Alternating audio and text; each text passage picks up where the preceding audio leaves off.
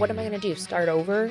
I'm X age, right? And you're like, no, you can always do that. And while it is scary and uncertain and probably makes you sick to your stomach, you always have that choice to become someone you want to be.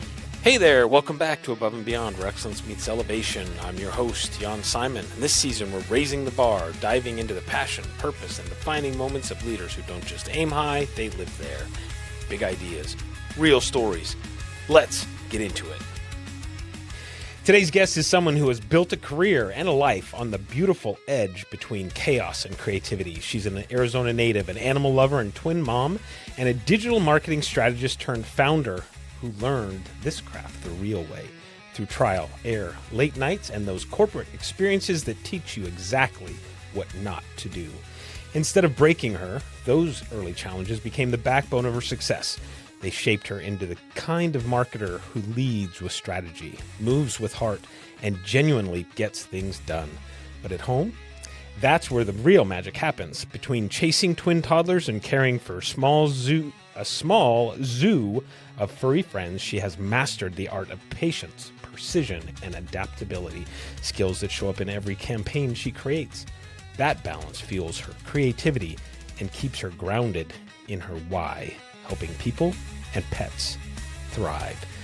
She drinks too much coffee, she embraces the unpredictable, and she wouldn't trade her joy-filled, slightly wild life for anything. Let's dive into the story behind the brand, the mom, the founder, and the force that is Ryelee Ponce of LZR Marketing and Early Bird Strategies. Wow. Welcome to the podcast. Thank you for coming on. So the way we always start this show, tell me about young Ryelee. Oh.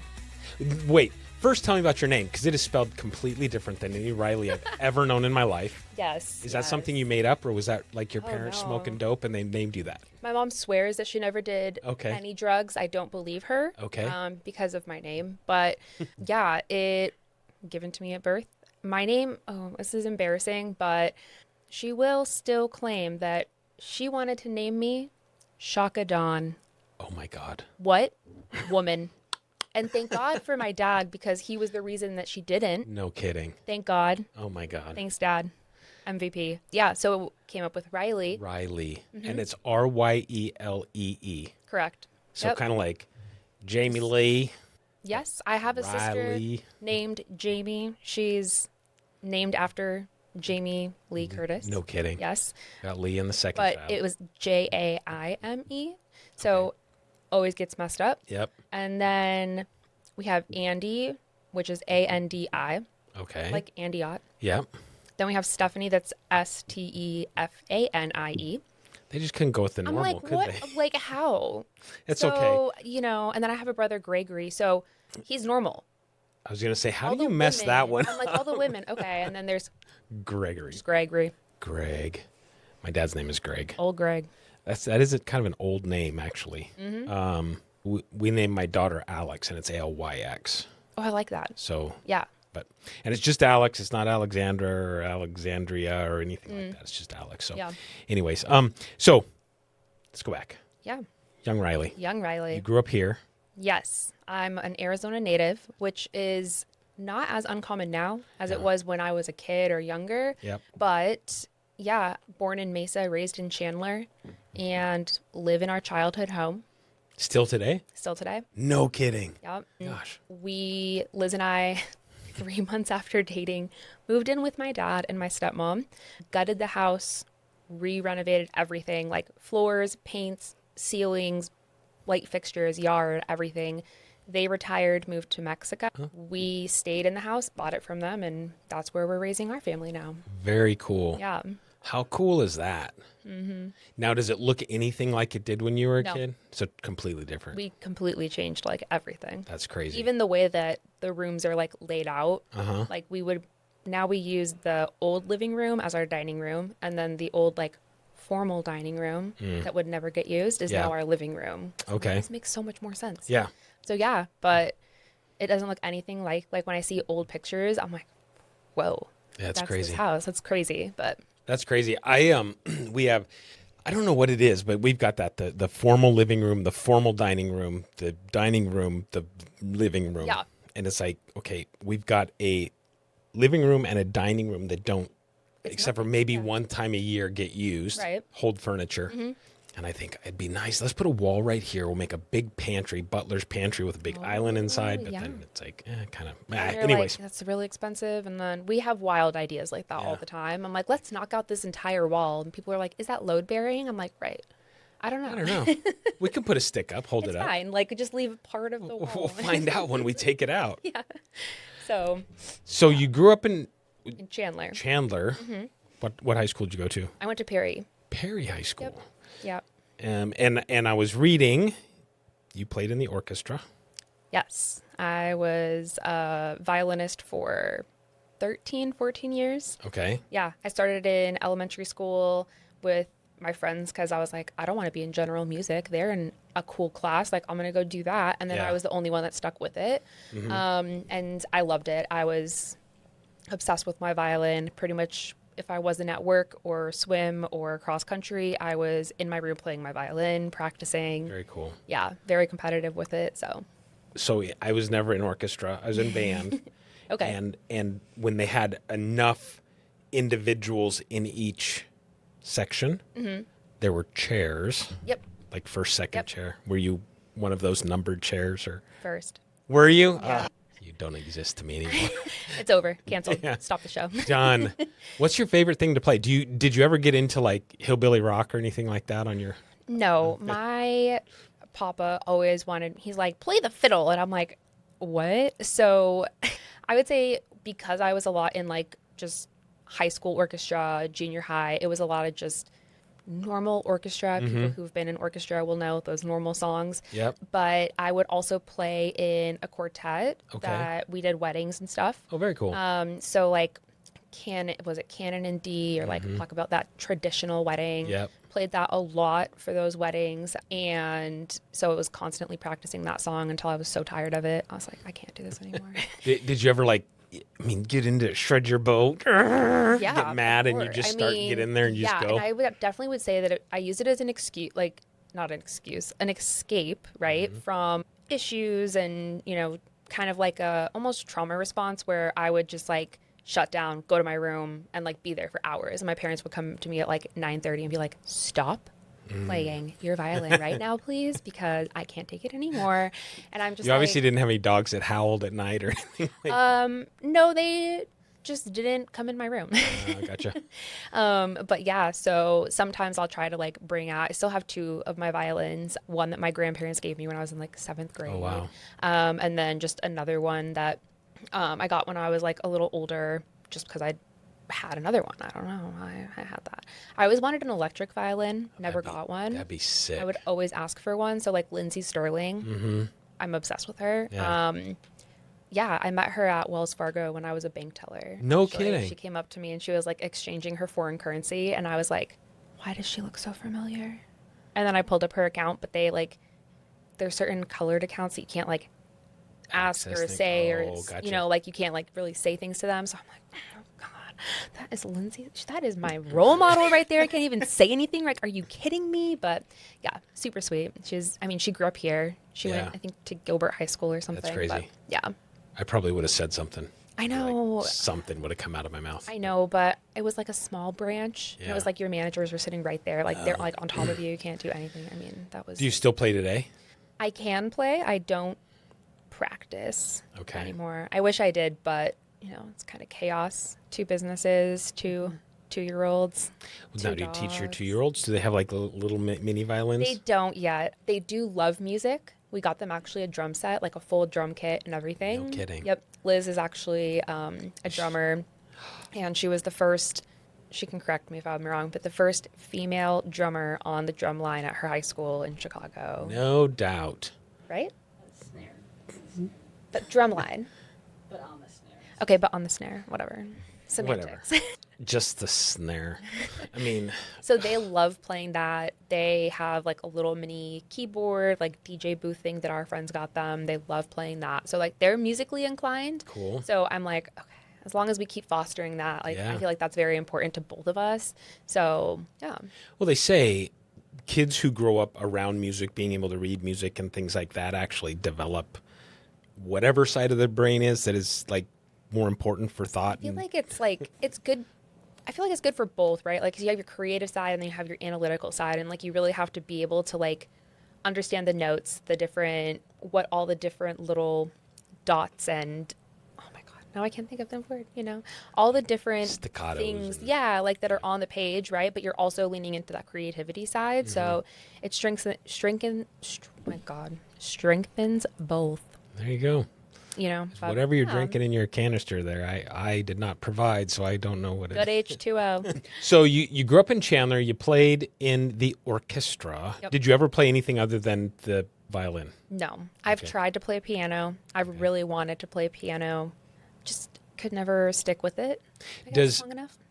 does violin translate to like any of the other string No, instruments? I tried cello out when I was in high school, and I was like, oh man, no. Like the finger placement is so different, Oh, and really? it's so much because it's so much taller. Like your violin, you're right here. Everything is very like tight together, and then I had to have like my fingers were so like spread apart when I played the cello, and I was like, I do not like this. That's So yeah, funny. I didn't really sway or try to like go anywhere else. I would say the Gotcha. closest was like the viola, but that's just like a lower violin. Gotcha. Oh my God, what's the Is it word? deeper, Like, yeah, more like of a baritone. kind of, yeah, Did I octave, catch in there somewhere that you did a little bit of athletics with kind of, yeah. cross country and things like that? Yeah, I would say I wasn't good at any of it. Not an athletic person. More so did it to get out of the house to just keep myself busy and occupied, I would say. And because I had like friends that would do it. So I'd be like, oh, that's cool. Let me try and go do this. Right. Gotcha. So it wasn't ever like, oh, I'm competing to like go to state or anything. Absolutely not. Tore my hamstring on track. Yeah. I ran. First, I was like, oh, maybe I'll do the hurdles. No, wiped out, biffed it like second practice. And I was like, I'm never doing this again. And then they put me on distance and I was like, okay, I can do this, running, a few miles or whatever. No, that was hard. Sprained my ankle right before spring break, rested on spring break, came back, ran against Corona during that trip. Yeah, fell, tore my hamstring pretty much in half. Yeah, it was just not a good time. So that ended my running career. Sounds Career. so amazing. Yeah, I'm just not athletic and I've just accepted that. Yeah. What was Perry High School was so with regards to the development of the city, the town, Yeah. Chandler. Perry's kind of on the edge of Chandler. It's in Gilbert. Yeah. Yeah. So technically I went to school in Gilbert at a Chandler Unified School District school. Gotcha. And so we joke that we live in Chilbert because our house, it's like the back half of the neighborhood is technically Gilbert, but our half is Chandler. So I just say Chilbert.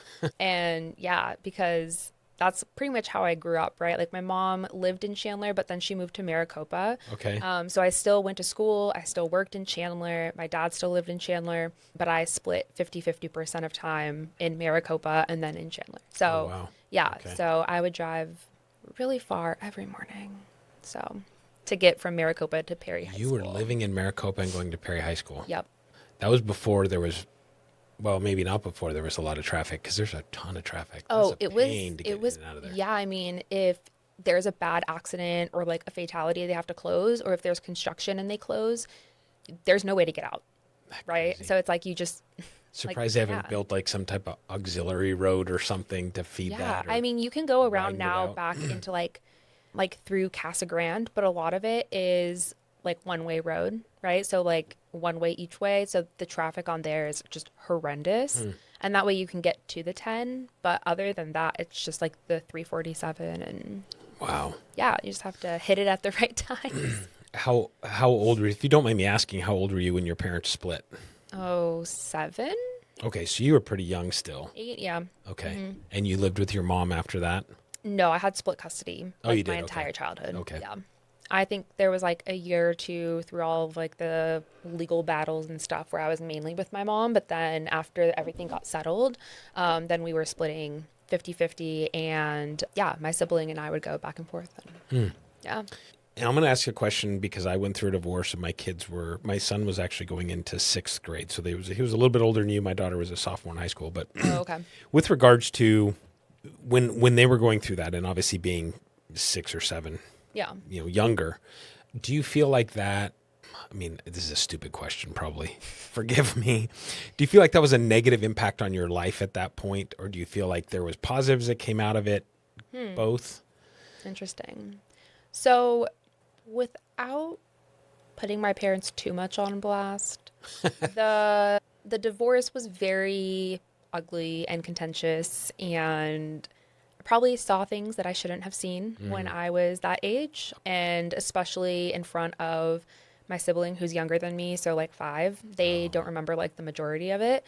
And so having to like step into that role of like this protector, right? When I'm 7 or 8, and also like what's happening, why are we going to this hotel in the middle of the night so my dad doesn't take me, etc., right? Gotcha. So I think that it probably definitely had a negative impact, but after my parents got their shit together, I would say looking back, I'm like, okay, well, I'm glad that they didn't carry that out and didn't stay together, because it definitely wasn't healthy, and it wouldn't have been like good for us to even grow up and become more cognizant of the issues they were having in the first place. Yeah. And so while that little piece of time was like really terrible and really traumatic, it was almost like looking back, I'm like, okay, yeah, like I completely understand why you guys, Gotcha. that happened. And, I have really good relationship with both of them now. And I wouldn't say I never had like bad relationships. I feel like every parent and child goes through like ups and downs, and Yep. right. And so it's like, if I'm not living with them, it's great. But when I'm living with them, I'm like, leave me alone. And, that's just, wanting your independence and stuff. But Yeah. Yeah. yeah, so I would say definitely both negative and positive. When you look back on your childhood, on that time in your life, is there something, and we can go up into high school, not just, blocking Yeah. it there, but is there anything that you feel shaped your internal drive or your internal self-motivation to say, whether I can do better, because you could have become a victim to that circumstance. And I think for a very long time, I was a very angry child. I was a very, even young adult, I would say even in like my early 20s, like people would give me gifts as like, the aromatherapy for your stress, and like, like here's like a little back massager so you can like chill out, or, things like that. And, my siblings, my sisters, my brother, and I would always just be like, whatever, like, I don't need to chill. Like, you need to just, right. And I have pretty severe ADHD. I was actually recently diagnosed with OCD, and also like depression, anxiety, I just have it all. It's Yeah. great. So great. I think it all kind of goes together, though. I mean, all those fit in the Yeah. same similar bucket, so to Yeah. speak. ADHD, the OCD, the depression, the anxiety. Yeah. I mean, Kinda all I'd say triggers the like I same. don't have necessarily like, I'm not depressed, but like the symptoms of my other diagnoses lead me to be depressed, right? Yep. Totally get it. And so it's like, I'm not just depressed because I'm sad. I'm typically not sad. It's just hard for me to like find the motivation to do things, which is why I think it's so weird, like looking back at how I was when I was a young adult, or like, first entering corporate and being like, wow, I get up every day and like, I mean, I answer to my clients, right? Obviously, but like, I don't have a boss being like, where's this? Where's that? What'd you do? Why didn't you do this? Like, that was really, really hard for me when we first opened our business and decided to be entrepreneurs. Like, I knew about digital marketing. I knew I was an expert. I felt confident in that. But as far as like holding myself accountable and pushing on when I felt like, oh my God, like the world is falling, nothing's going right, it's hard for me to pull myself out of that. So I'm very thankful, like my business partner and wife, Liz, is like always able to like bring me back around. Gotcha. Yeah. I would say like I was very angry because I couldn't express, like, I felt like everyone just kind of moved on from everything that happened when I was young. And I have siblings that I no longer talk to because going through like having to deal with people who are narcissists is like traumatizing, right? And having people almost stand up for them or try to be like, well, you just need to be the bigger person. What? Okay. And so finally after I set my boundaries and really started to like stand up for myself and push back on my, authority figures like my parents and those people that were, inflicting the abuse, not my parents, my siblings, like it was like freeing. And since then, I've felt so much better, so much like more confident. I'm like, okay, no. If I tell you no, if I set my boundary, like that's it. Yeah. Stop pushing me, stop talking about it, like moving on, right? And if you don't accept that boundary, like we'll have an issue. And that's something that I've always struggled with, especially towards my mom. Gotcha. And there was a lot of boundary setting when I had my twins with her. A lot of, I would say, back and forth hardships, tears, going to therapy, trying to figure it out. And like now we're on a really good path. And like we've been good for so long because I've been able to have those hard conversations because we've addressed like, no, you just acted like it was no big deal, or like you've never really like apologized, or you've never realized that like what we went through and what we had to like quote unquote put up with for so long was like complete BS. Yeah. And so you always ask me like, why are you so angry? Why are you such a mad person? Like, why are you so short with me? I'm like, oh ma'am, for reasons that we will not get on the podcast here, Yeah. but just finding like my voice, Yeah. being able to like not be afraid to like, tell them or say, no, if you want to move on, like we need to go to therapy. End of story. Yeah. Right. And so, yeah, I definitely don't even know what the question was anymore. It's okay. But, it's That's the beauty of what we do. that's me. We just Yeah, talk. that's Going back, because you picked up the violin fairly young, and obviously you did that for quite a while. yeah. And you were quasi good at it if you were first chair.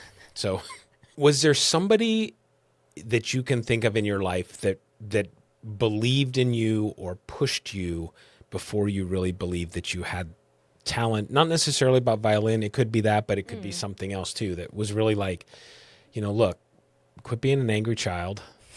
You've got more than you're allowing yourself to be. My grandparents. Okay. Yeah. I would say like my grandma and grandpa who lived here, I was very close with them. My grandma, I'm still very close. My grandpa passed away a few years ago, but they're old. Like they were always like, I could come to them, especially like during the divorce a lot. Like we would always go over there every weekend, and I was like, oh, there's a school right here. Like we could just move in with you and we could be here. And they were like, honey, like if we could, we would in a heartbeat. They were just always, unless I made them mad, they hold grudges very well. But most of the time, Must be something about that generation. they would just, come back around. But yeah, I would say my grandparents definitely were always like just very supportive, and I could go to them with whatever and they would hype me up almost. And yeah, so I would definitely say them. Very cool. After high school, what happened to Ryelee? Oh, Did Ryelee go to college? Did you go to college? yes. Okay. Kind of. Oh, I kind of. was very motivated in education, like throughout my entire schooling career. Okay. When I had a childhood that was, for lack of better words, strict. My dad was a police officer and then a detective for years. And then my mom was a dispatcher at the police station. So I think that made them very fearful for everything that could potentially happen to me and all the different scenarios they came across, right? And so also I have my two older stepsisters. They got into a lot of trouble when they were in high school, and like bad, right? And so with me, they just like cracked the whip, and I wasn't allowed to see like movies that my friends were going to see. I couldn't go out on the weekends. If I had gone out one night during the week, then I couldn't go out anymore. Oh, or wow. right. And so it was just very strict. And so when I graduated high school, I got that freedom. And I was like, bye. Like, I don't care about chemistry. I don't care about this. Like, I'm going to go party and boys and right. And so I did a complete 180. I went to school for a year, dropped out of everything, spent a lot of money on nothing, and then came back home. And when I came home, I was pretty much doing the same thing, like just trying to find a job that I could make some money. I became a teller at Wells Fargo, but then met people weren't so good for me. Got into a lot of drinking, partying, drugs.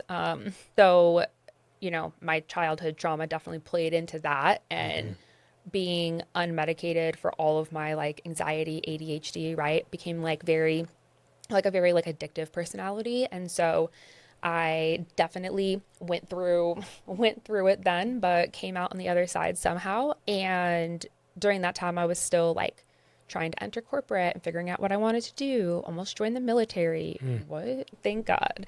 Thank God I did not do that. But yeah, I was like in talks with the recruiter and everything. Oh, wow. So yeah, I don't have a college degree. Never Okay. went back. I just was like, you know what? I'm going to do something. And I don't know what it is, but I'm going to get, to it and hopefully just be able to be independent. Because I didn't want, I mean, it was obviously a disappointment to my parents that I didn't go to school, right? Didn't go to college. And it was always like, when are you going to go? What are you going to do? What is this? And I'm like, okay, well, maybe I want to be a journalist. A journalist? I'm like, okay, well, what if I become like a veterinarian tech? They make no money. Okay. Well, then, I mean, I'm assuming am I just going to waste my time if I go to college and because it's what you want me to do? Yeah. When then you're just like going to turn around and be like, it's not good enough. So yeah, I just kept on keeping on. And Wells Fargo, I worked there when it was like the very toxic sales, like they were doing all of those really bad things, opening accounts that weren't right. Yeah. Yeah. And I left there because it was so stressful. Like I was sleepwalking, so stressful. No kidding. Yeah. And I quit, no job lined up. Never did that before. Yeah. So it was kind of chaotic after high school and I got that freedom, but also I had a lot of experiences that I would have never had otherwise if I had gone to school and been like super focused, which Yeah. I wanted to go to school for pharmacy and I ended up in digital marketing. So There you it's go. a little bit of a difference. Yeah, there you go. Do you feel like, and not to get all psychobabble on you, but do you feel like some of that period of time after high school, because I have kind of a similar background with regards to, I always say my dad's old school, strict. Yeah. He was a teacher. He was hard-handed, and so I grew up under the rule of Greg. Yep. And after I got out of high school, I went to college and kind of found out what tequila was very quickly. But so do you feel like in there, though, obviously the divorce, moving forward, some of the stuff you experienced in high school and then after high school was searching for acceptance of some sort? Definitely. I think I was trying to find who I belonged with. And I think in high school, I also had that where I didn't necessarily I had really good friends, but they were all in different groups. So I didn't have like one group that we were always like, that was it. Right. Gotcha. And so I was always kind of just like floating, like whoever I wanted to hang out with. And I think that led me to be like, okay, well, maybe I'm good friends with these people who go clubbing. So then Yeah. I was in Scottsdale every night spending asinine amount of money. And then I was like, oh, well, nah, that's boring now. So maybe I'm with these ravers over here who are, doing Crazy stuff. crazy things that I had no business doing. But I was like, okay, well, maybe that's not it anymore. And then, just trying to kind of go through the cycles of young adult life and like Yeah. finding yourself. And yeah, just weird. But yeah, definitely trying to find like acceptance and like that sense of belonging, like my group of people. And I just never had. Really landed on it. Yeah, I feel like that is. I mean, I have my group of people now, and I have a lot of kind of like the same thing where we have a lot of like groups of friends, but they're not all friends. Gotcha. So I mean, and that's fine. Yeah. I think that I've accepted that, and I used to think that it was like, oh, well, I need everyone to be over for game night or whatever. But I'm like, well, do I want that all the time? Yeah. Well, and there's some people you can deal with for a certain amount of time, and Yeah. other people you can deal with for a longer, certain amount of time. I wear my heart on my sleeve, and a lot of people don't like that. So. Well, be honest. That's good. Yeah. You left Wells Fargo, became independently wealthy at an early age, quit without a job. Yeah. Was there something in there? What happened after that? Did you go to work corporate? I mean, where'd Yeah. you go? So I just started applying online and I got an interview for a call center in Tempe. And I walked in and I knew they were a call center, so I knew they were contracted with a bunch of different companies. But the recruiter was like, oh, okay, cool. So you're going to be interviewing with our manager for the Google department. And I was like, for what? Google? What? Okay. So I was very nervous, so nervous. And yeah, I somehow landed, knew nothing about marketing, nothing. I didn't even know that they were going to be asking me these kind of questions in this interview. I thought it was just going to be like, can you type? Can you answer a phone? Right. Yeah. And got the job. And I was like very motivated, very driven to just excel. I'm competitive. And so, trying to just absorb everything. And I was like, what kind of opportunity? I would never get this opportunity again, right? It's just kind of coincidence, like a chance, like freak chance that I was able to get in with them. And then I was with that company for, like, I don't know, like 7 or 8 years. Okay. Started just as customer service in Google Business. It was Google Maps, still is technically Google Maps, but Google Business profiles that everybody hates. If you're a business owner, you probably hate them. Yeah. So Because they shut you off for no reason at all. no, literally, they're like, well, you need to be verified. And Yeah, it's like it's that like- video, that 15-minute video that you sent us was not long enough. Somebody else has the same suite number as you from 7 years ago. So Yeah. you're not real. Yep. Yeah. So I was getting the brunt end of angry business owners, and I was just like, sorry, there's nothing I can do. Sorry, there's nothing. But they ended up offshoring that department, of course. And so when they told us they were pretty much laying off like 200 people, and I was like, oh my God. But they were allowing us to interview at other contracts that they had. So I was interviewing at a bunch of different ones just so I could continue to have a job. And they had another department within Google that was like Google Ads. And now that's like my bread and butter of what I do with laser marketing. Nice. And so learned everything from the ground up there. Became an account manager. Then I was somebody who was just building the campaigns. And then I went back to account management, went into training. So I was training the people for sales, for like the account managers to manage everything, and then on the agency side too. And I was just like, I think it's time to like broaden past Google because, Facebook, LinkedIn, Instagram, like there's so much to do. And so that's when I decided to go to an agency. And yeah, I went to one agency, but it was super far. And I was like, I cannot take this traffic. I'm not driving to downtown Phoenix every day. It's not happening anymore. And so, yeah, that's where I met my wife and business partner, Liz, at Primavera Online High School. So I started there, then account manager, and You were going to high school when you met her? I'm just kidding. That was a bad No. joke. That was bad. she's a few years older than me. And so we met there, and then everything, the world shut down during COVID. And we were like, we're bored. What do we do? I was like, we can make so much more money doing this ourselves. And we have the time because we're not able to do anything or go anywhere. And so, we just sat down, made a website, started laser marketing. And That's awesome. that was July 2020, I would say. So yeah, our little COVID baby survived so far. There you go. I was going to ask, my next question was going to be what finally pushed you over the edge? And it sounds like COVID was what pushed you over the edge. I would say like it was definitely terrifying because we wanted to do it as kind of like a side gig and keep our job, right? Because, that cushion and it's so, it's like so scary to go out on your own. And I was in a previous relationship with somebody, and Liz and I were not together yet when we started this business, and you're going to keep your job. But then our job found out somehow, probably a narc, that we had this business, and they ended up firing us for, I don't know, not believing that we could do both at once. And I was like, oh, okay. And Liz called out, well, then why have I been freelancing for you, our boss? Why have I been doing work on the side that isn't relevant to this work? And now you're questioning me if I have the capacity to do this other one? And he did not like that. Called him out during an HR meeting. So we got fired. And that forced us to just go with it. And Put the blinders on and run. No, literally, it was just like, all right, we're in fight or flight. Like, we got to just do it. That's and awesome. yeah, so just put our heads down and really tried to figure it out. I would say, like, I'm not good with self discipline and self motivation a lot. So Liz really held the fort down there for a little That's bit good. because I was like, I know I need to do the work, but like, I don't want to. It's so funny. It's crazy because I think about people, and I'm going to say like you, that don't have the self-motivation. And like for me, it's like, I don't even know if I have the self-motivation more than I just have the sense of responsibility that it's like, okay, this has to be done. Like, Yeah.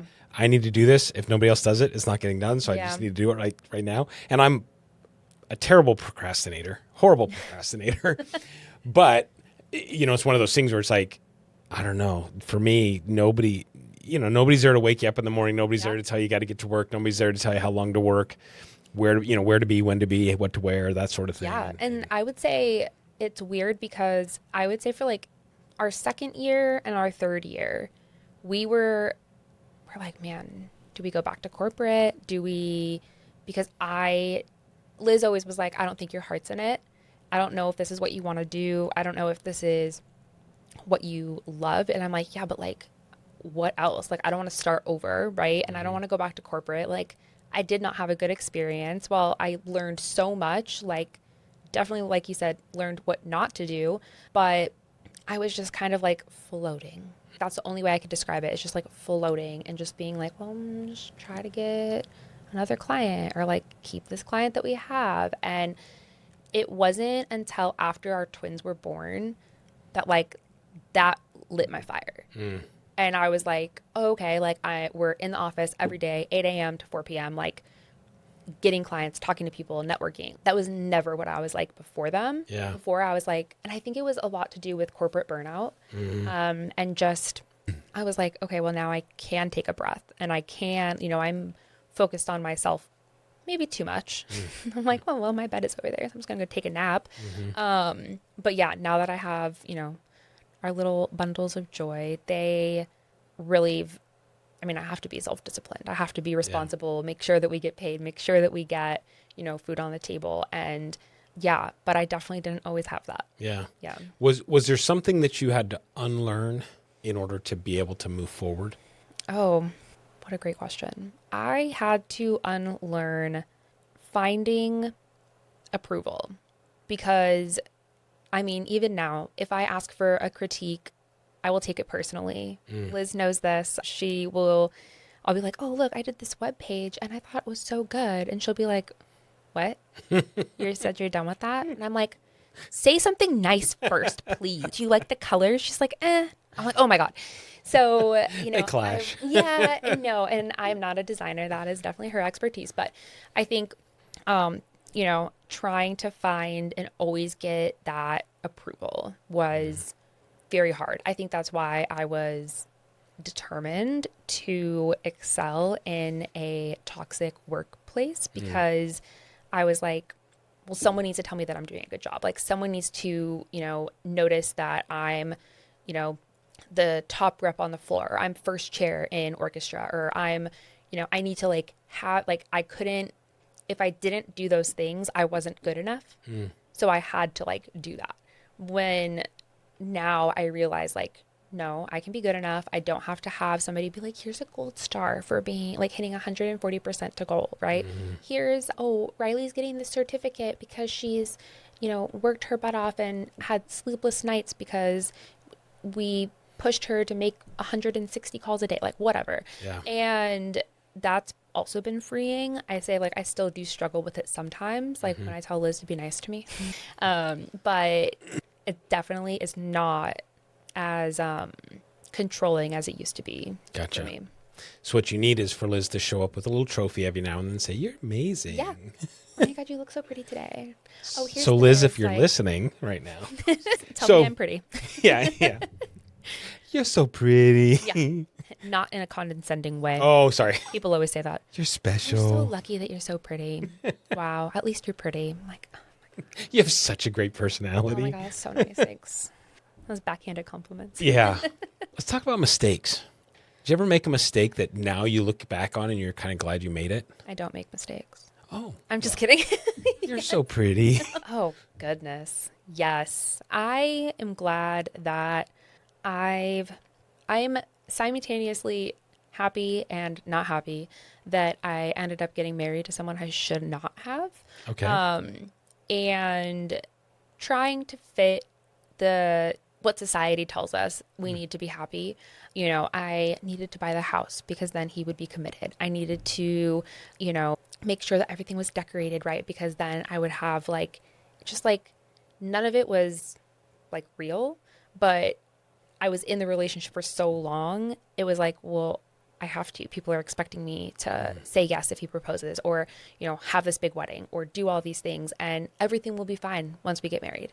It'll change. He'll be happy. I'll be happy. We'll have kids. It'll be great, right? No, not accurate. And that really, I'm glad that I made that mistake because if I hadn't, I wouldn't know what I really wanted and who I really was. And it almost helped me become someone who could like set those boundaries. Gotcha. Where before I could not. Yeah. Right? I was just like, oh, I'm not going to rock the boat. I'm just going to have, if I'm upset about something, I'll just like vent about it and then be fine.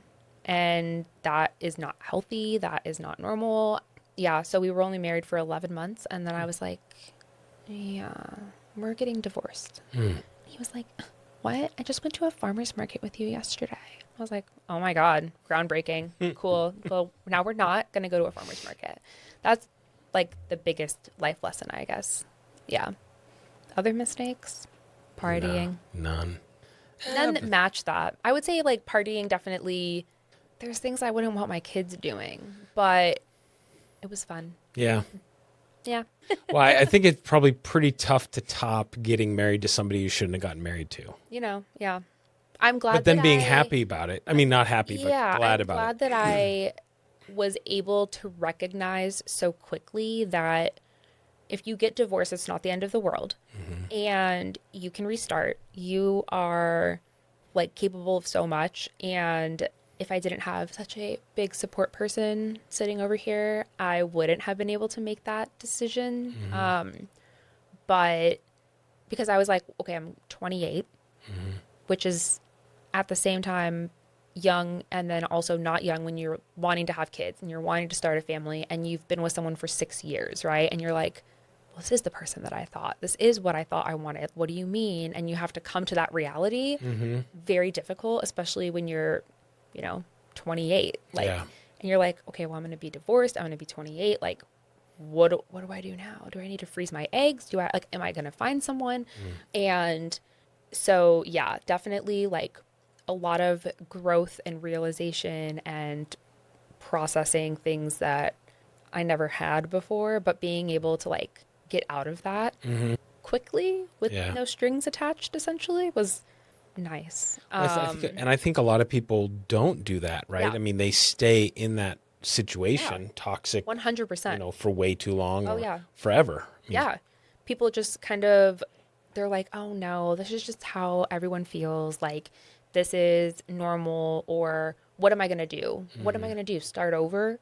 I'm X age, right? And you're like, no, like you can always do that. And while it is scary and uncertain and like probably makes you sick to your stomach, you always have that choice to become like someone you want to be. And yeah, I watch people for far too long be in relationships that they should not be in, myself included. Like, I mean, but yeah. Been there. Yeah. How do you motivate yourself? Coffee. Amen, I'm sister. like, well, if I leave the house at a certain time, I know I'll be able to get coffee. So I need to be up by 6:15 to take a shower and get ready, and then I'll be able to stop and get my coffee. No, but that does go through my head. But probably just like my kids, I always see cute clothes or things that I want for them, and I want to give them everything, to Liz's dismay, because I'm like, I want all the things. And she's like, do we need more things? And so just making sure that we're like stable, comfortable, they have everything they need. We can put them in the programs that they want to be in. They, and they're 2, so they can't really ask for much right now except like snacks and binky and water. But it's coming. Yeah, I know. So, I mean, our daughter already will go find my purse, take my wallet out, take all my cards out, and find my cash. Oh, jeez. I'm not kidding. And I'll be like, wait, Harlow, put that down. Like, why are you trying? You're two. Like, what are you going to go buy? Yeah. So I'm preparing myself. I'm not sure. Not sure if I'm ready. Sounds like you've got beast in the making. Yes, she is. That was a loud noise. Okay. What, with regards to being an entrepreneur, starting your own business, Yeah. what is a struggle that you think most, and when I say most, I mean like commoners out there, people that aren't entrepreneurs, normal people. Well, no, I'm just kidding. What do you think? What do you think is like a misconception or misperception that they would have about what your life is like, on the daily? That we never have to work, that we're always free, that we're probably just sleeping in the middle of the day. That You just said you take naps in the middle of the day. I used to. Okay. Now I'm at work 8 to 4. Oh, okay. I'm an improved adult woman now. No. Okay. But yeah, they always would just be like, well, yeah, it's like we're moving on Wednesday. You can't help us. Like, and I'm like, I have a client meeting. What? Yeah. You're your own boss. Just move. I'm like, okay. So we definitely went through that for probably, people still, they don't do it as much. I feel like now that we have our own office and we have like clients and we're like on podcasts and like, right. And they're like, oh, they're actually doing things now. When before it was like, we were just trying to like build our brand or create our website and get our presence out there, which isn't as interesting or fun or noticeable to people that, go to a corporate job. And, there's been many times where I'm like, I don't know, maybe corporate is just better for me because I'm able to check in and check out. Yep. And that has been a struggle with me being like, well, do I want to work until 10 p.m. or do I want to just go collect the money and not deal with it? Right. I definitely don't want to go and just collect the money and be done with it. Right. It's such a hard thing though, because I think about that all the time, and that crosses my head. And the business is successful, which is thankfully good. Whatever that means. But yeah, there's times where it's like it'd be so much easier. Yeah. Just to wake up. Yeah. Drive to the office, sit in a chair, do whatever it is I got to do. Yeah. Go home. Work every for maybe like 2 hours. Right. Exactly. Every 2 hours. Every 2 weeks. Paycheck's going to show up in your bank, Yeah, you get healthcare. Yeah. Kind of. But like, and being an entrepreneur is like you have so much sacrifice and I would say more, what's the word, like downtime than you think you would, where like you're just like waiting for someone to reach back out to schedule that meeting or right, especially when you're first starting. You're like, what am I doing? Am I doing something wrong? Am I doing something right? Like, how do I get the trajectory going? Yeah. And I would honestly say like the first 3 years we were like steady, we were good, we could have definitely grown more, but like the last year being at Fuse Flex Space, like it's been like exponential. Oh, that's like, awesome. We've had so many good connections, and even if it's just, other entrepreneurs who can relate to us, like meeting you, right? Like you can relate to us, like, and I think that's very important and something that hindered a lot of people from becoming successful during COVID because, a lot of people don't have someone like where I went into business with someone. They'll just go into business with themselves, and then having to fight those demons while also trying to just like move forward is so difficult. I would not have made it. Yeah. Absolutely not. Especially because I didn't have, no one in my family is an entrepreneur. I was the first, same with like Liz's family. And so they would be like, well, what do you mean? Like you just sat at home and watched the hockey game, or you went rock climbing in the middle of a day on Tuesday. And I'm like, well, yeah, that's what we did.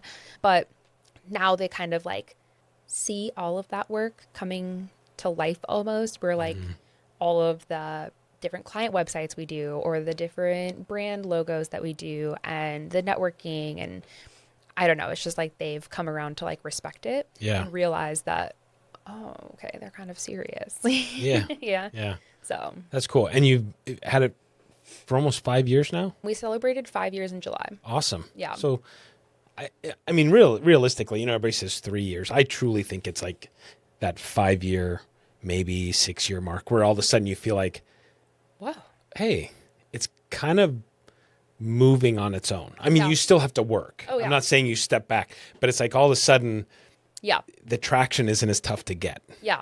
Right. And, still have to put yourself out there. It's definitely, I would say, I wish that I almost took it as seriously as I do now 2, 3, 4 years ago, because I had so much more freedom then. Oh, And yeah. now I don't. Yeah. And so, it's like I have to pick up the kids, like make sure that, some days I'm like, oh, I just want to go to the park with them. And then I'm like, okay, I have a client meeting, maybe I can't. And Yeah.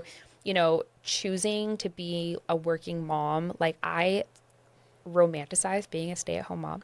If you're a stay-at-home mom, props to you, Yeah. because that's what I wanted to be when I was pregnant. And then I had the twins and I was like, oh my God, I want to go back to work right now, please. Like, what do you mean? And I realized That's I'm just awesome. I'm just a busybody, but like in a different way. Like Yeah.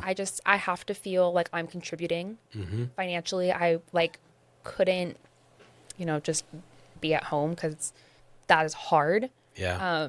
I would say like being an entrepreneur can be hard. Being a stay-at-home parent, hard. Yeah, I props. I mean, I think it'd be very, very, very difficult to be that. Has there been a moment in time, or maybe more, where you were just ready to be done? Not necessarily the business, but just quit life. Yes. Oh yeah. I mean, not like suicidal or anything, but like just very, okay, whatever. I mean, today I was getting frustrated and I just like closed my laptop and was like, okay, I think I should just go home. But I would say probably when I was close to the end of working at the call center for Google, like the what like the corporate politics, right? People don't like young assertive people, and especially not young assertive women, and they feel threatened for some reason. And so it took me a long time to become a trainer, and I always wanted that position. And I was even someone like a rep from the floor that would come in and talk about like different topics, or how to hit your goals and how to become successful and different things like that. And still, they would choose me to go in and become like this like training speaker, but then would never promote me when I would interview to be a trainer. And I was like, okay, but why? And it was always meant with, well, you're too assertive. You're too aggressive. You are too flirty. And I'm like, what? What do you mean too flirty? Yeah, well, you're like always laughing. And when you talk to the guys, you're just like overly flirty. Oh, okay. So do you want me to be What does that mean? rude? Yeah. Like, I don't, like, you want me to not smile? Like, I'll just be like, yeah. Like, it was so confusing to me. But it like made me push harder.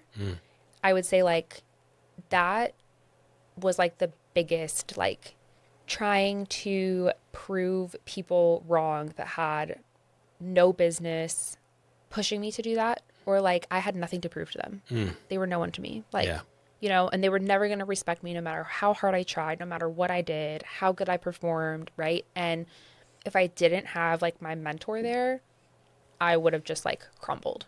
And I told him that. I was like, because now he's actually one of our clients.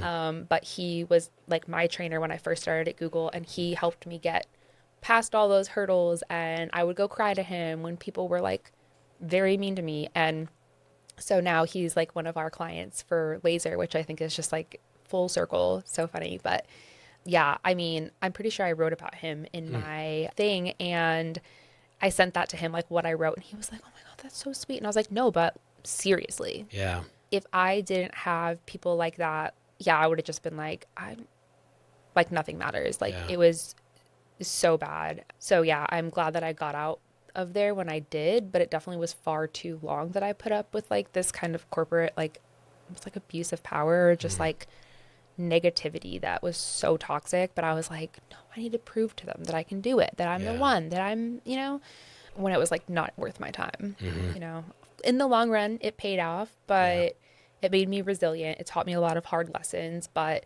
like no one should have to deal with, that kind of thing. Like I've Yeah. had people tell me, can you maybe like dress it down a little? Don't dress up as fancy, and don't bring your Coach purse to work because it makes the other people feel bad. And I'm like, what? Wait, oh, okay, Yeah. sure. And then like not fighting back or not saying anything, just being like, okay, and like running away with my tail tucked because I'm like, well, who am I? I'm a 20-year-old. Like, I don't Yeah. know what to say or what to do or how to do anything. And, the like harassment that I would face from like the males on the floor, like that, I look back, I'm like, wow, I could have been rich.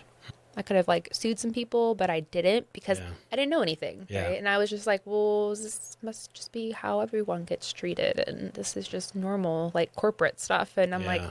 looking back, I'm like, that was not normal. Yeah. No, like if my daughter ever tells me these stories, like absolutely not. Yeah.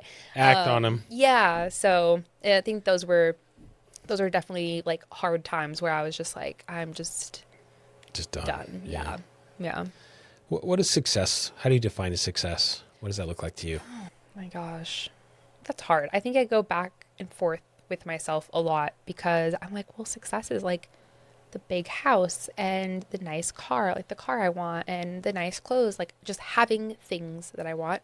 But then I'm like, sometimes I'll take a step back and be like, wait, like I have flexibility in my life to, if I want to go on a vacation in the middle of the week, like I can do that, right?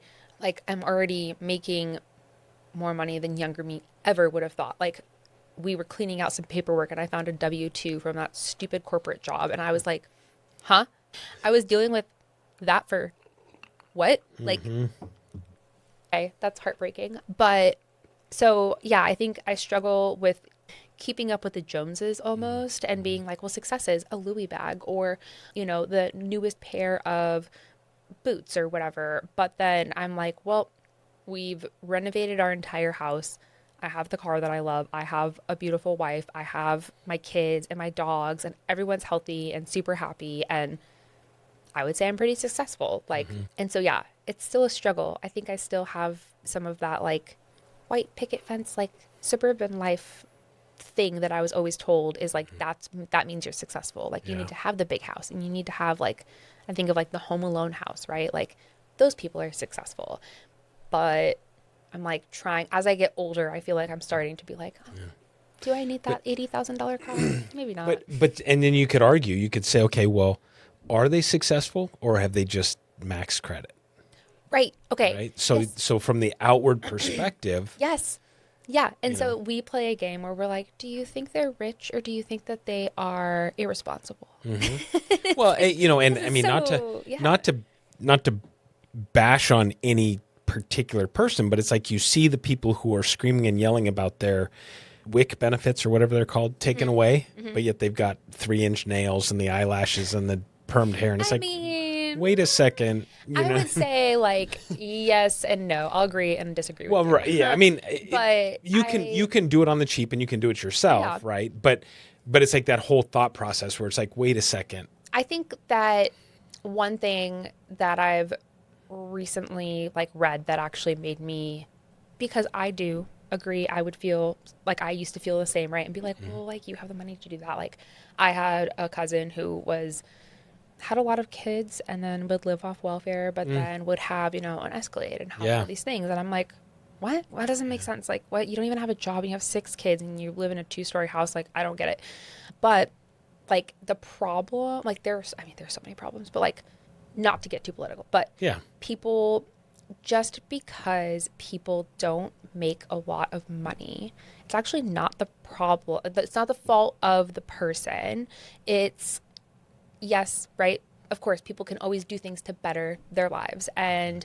But looking back on my life, there were so many times that I could have taken that wrong turn. Like it was right there, right? And I was like an inch from there, and I was like, no, I need to go right. No, I want to go left. I really do, Yeah. but I need to go right.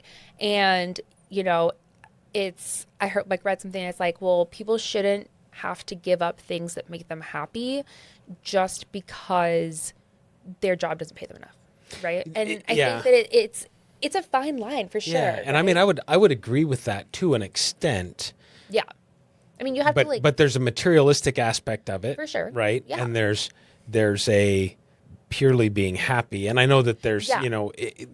there is a push in we'll say our society and culture to look and act and be a certain Oh, for way, sure. right? For sure. And so, and probably you could say in every segment of the culture, it's like, okay, if you're, this segment, you should look and feel and act like this, and if you're in this demographic, you should look and feel and act Oh, yeah. like this, and Oh whatever. my God. Yeah. And so, Especially with social media. oh, absolutely. Terrible, And yeah. so, but it's the ones, like that where it's like, Yeah. they're living off of, basically our backs of paying Yeah. our taxes.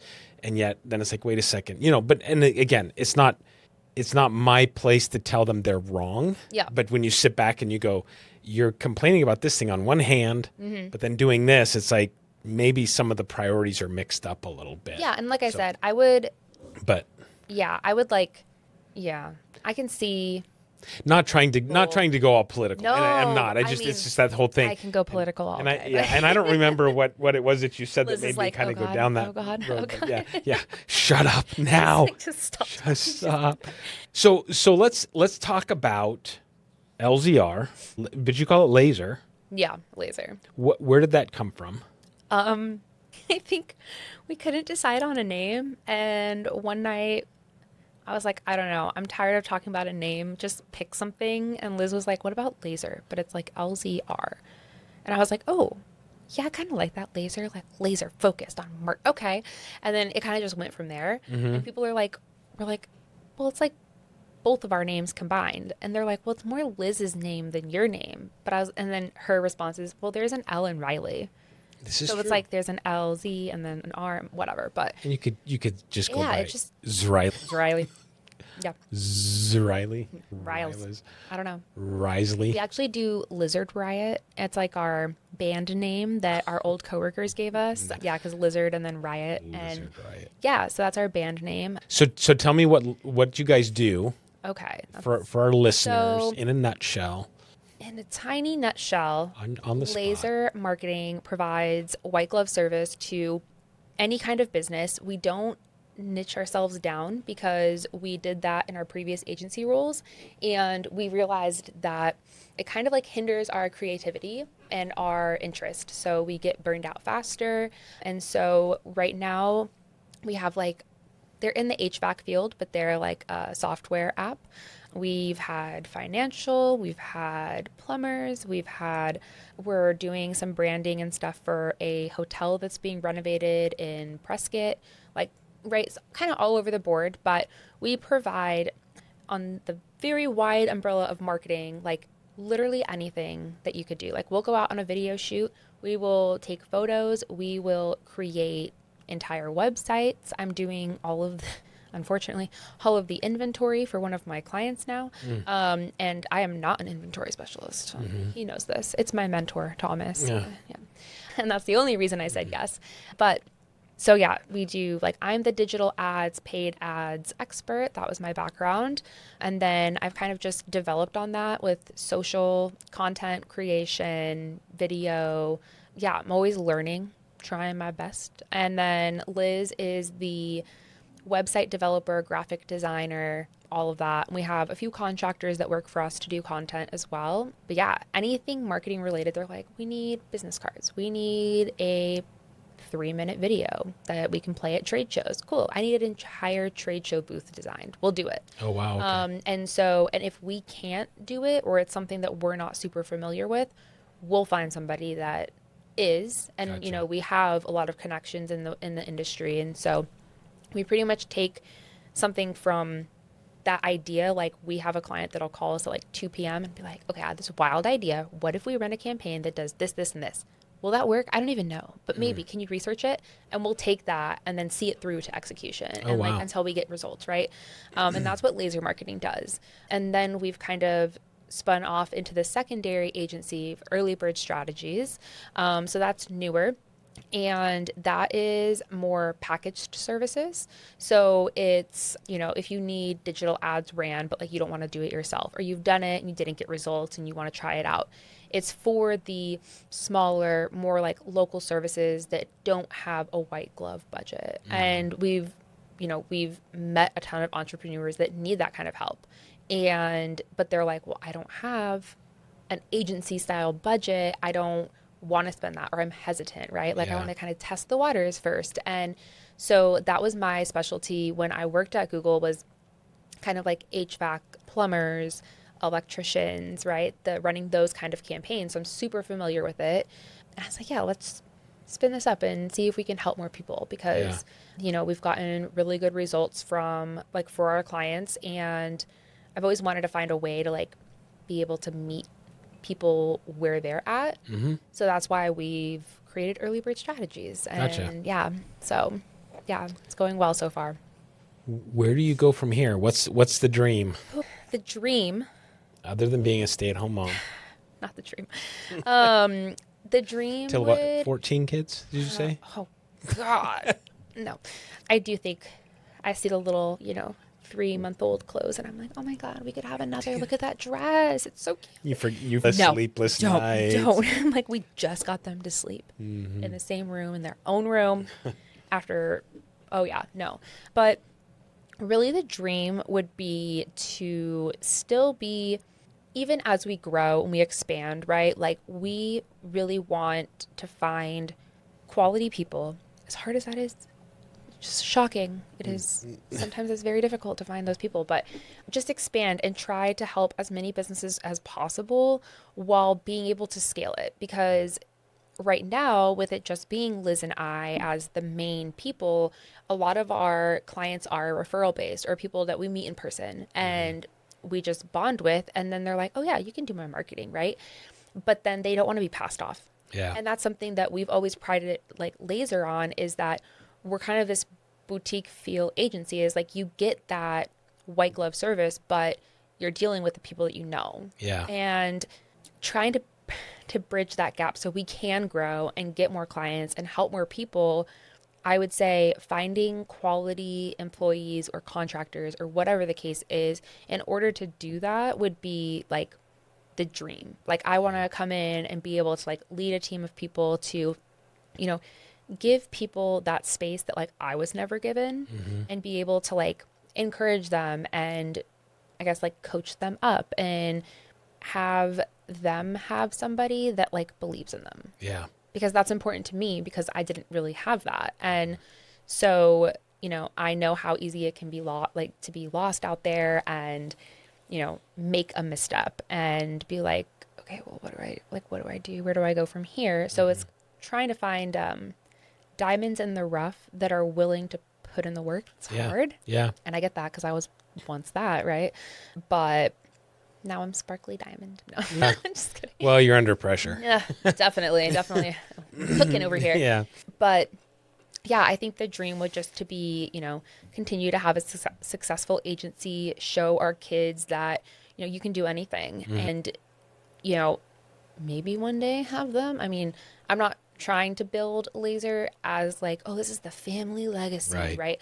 But, if they're interested, great. If they want to go to college, great. If they, whatever they want to do, right? Just put your all in it, focus, and if you want to change, you can. Yeah. Like nothing's permanent. Yeah. Which has been a very hard lesson for me to learn. Yeah. But Well, that's a tough one, and I've fought with that for 30 years. I've been in insurance for 30 years and so many times I've gone, I'm so done with this. And just get out, try to get out, and it sucks me back in, and whatever. It's like then you finally go, okay, well, I'm just gonna stay here and do this. I feel like it ebbs and flows so hard like that because we'll be like, oh, we don't want to do social media anymore.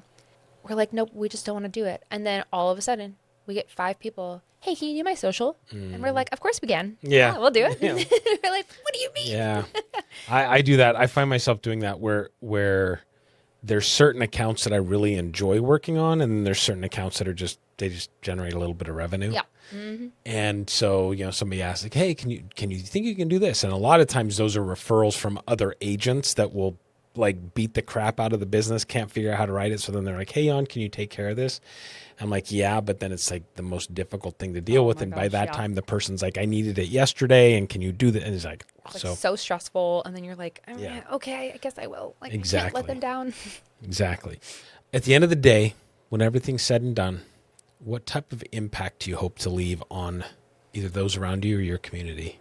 Oh my gosh. I don't know if I think about this too much because it's like a lot of pressure, but those around me, I want to be my God, I don't even know. Not like an inspiration, like, oh, lead after me. But like, I want to, what's the word?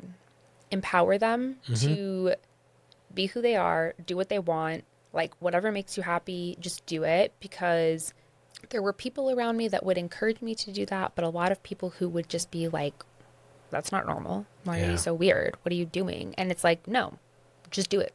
Because once I did that, then if anybody has not read the book Untamed by Glennon Doyle, shameless plug, oh my God, changed my life.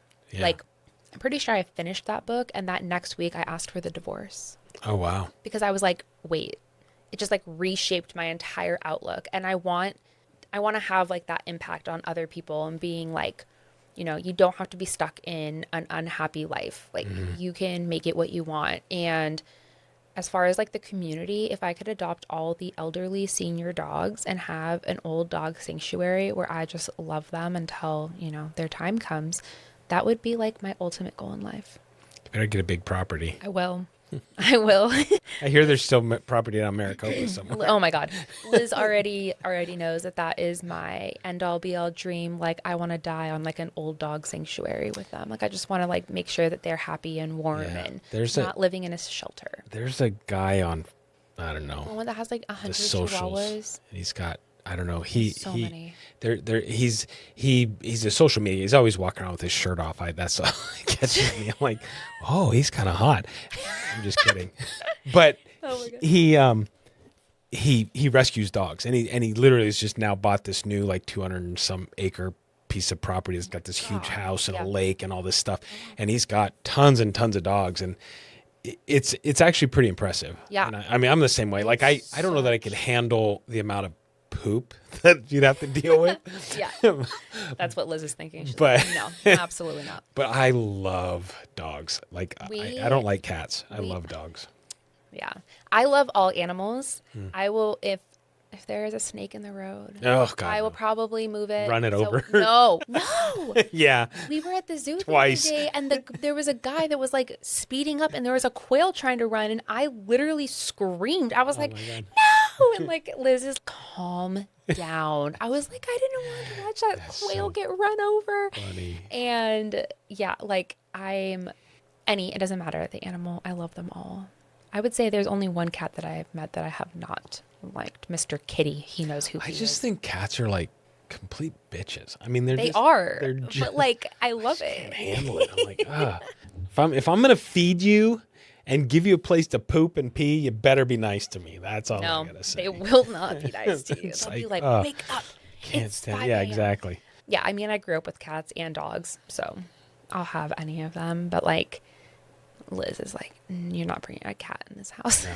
No, There's actually my parents live in Mexico now, and we're in Mexico. Bucerias, which is right. I'm probably saying that like a white girl. It Well, is there's a reason for north. True. It's like north of Puerto Vallarta. Okay. It's like a little. There are a lot of like U.S. and Canada retirees and expats, is that what they call them? yeah. Expats? And we were visiting one time, and I found this dog that we named Topo for Topo Chico. And he followed me to my parents' apartment, and I fed him, and then he didn't leave. But I reached out to like every rescue there that I could find on Facebook, and I found one. They were like, okay, we'll come check him out, see if he's okay. And he had like severe mange and like alecria, which is like a tick-borne illness that's very prevalent down there, very treatable, which is nice. But, you know, I'm like loving on this dog. And then they text and they're like, yeah, so we confirmed that he has mange. And I'm like, oh God, wait, the contagious kind? And they're like, no, it's fine. I was like, thank God. Liz is like, this is why you don't pet random dogs. And I was like, I will pet whatever random dog comes up to me for the rest of my Starts life. frothing at the Yeah, mouth. like I'm like, yeah, probably get Wakes up rabies, the it's next fine. morning and her eyes don't open because they're Yeah, glued shut. Yeah, nope. Worth it. And But it was such a anyways, cute dog. yes, I got him rescued. They fixed him up, and they actually got him adopted out to someone to Seattle. And so I got like all those updates. And wow.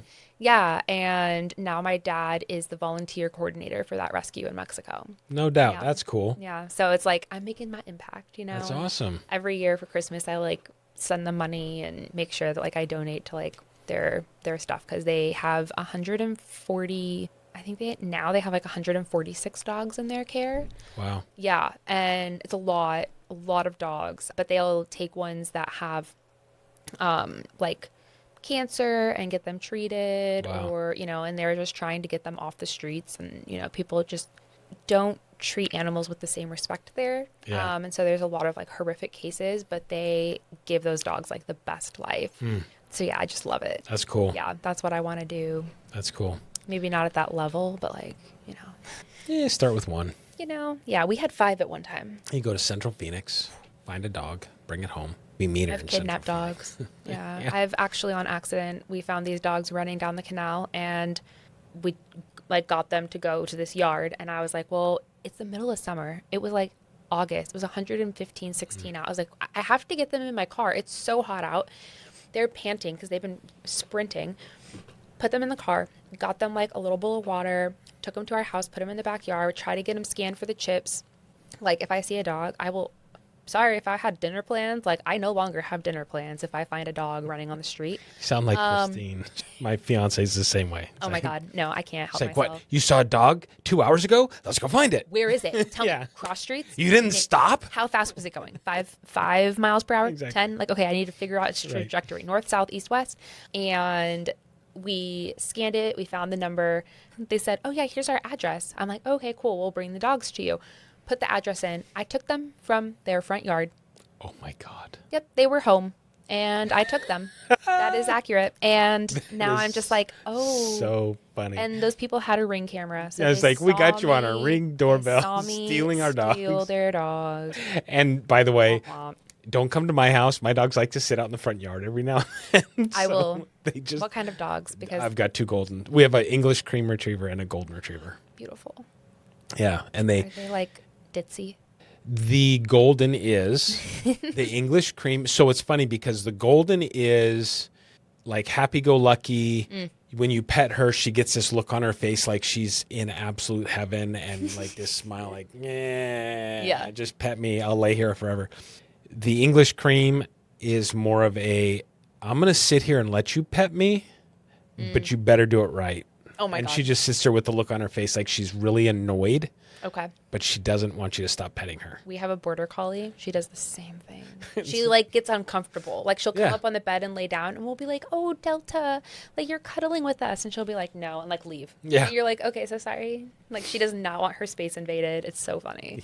When Maisie, who's the English cream, she'll lay on the couch between us, and like you pet her, and then if you stop, she like punches you Oh, and grunts, and you're like, okay, I'll pet. you're like And okay. you've had, and then it's like she's like moves your arm like you're in the wrong spot. So yeah, she's Oh my God, I love it. yeah, Yeah, we But- have a Chiweenie oh my God, brat. I like bigger dogs. If I could have a Newfoundland, that is the Ooh, ultimate dream dog. dog, yeah. Like I would love to have a Newfoundland, but I feel bad about having them here in Oh. Arizona, and then also you just don't have land. The land. Like yeah. if I had a big piece of land up in the mountains someplace, I'd have Yeah. a Newfoundland in a heartbeat. Yeah. They're the most Massive awesome those dogs. Yeah. I would say like we had a Chihuahua.